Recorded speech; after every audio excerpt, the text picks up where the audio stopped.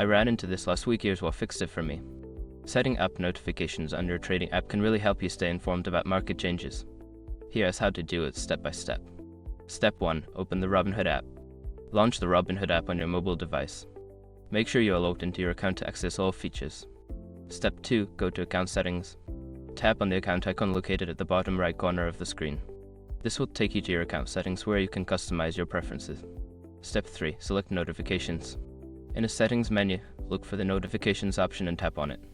This section allows you to manage what alerts you receive. Step 4. Customize your alerts. Choose the types of notifications you want to receive, such as price alerts, news updates, or account activity. Toggle the switches next to each option to enable or disable them. Step 5. Save your settings. After customizing your notifications, make sure to save your settings. Look for a Save button at the bottom of the screen. If you forget this step, your changes won't take effect. Now you're all set to receive notifications that keep you updated on your investment. Enjoy trading with peace of mind.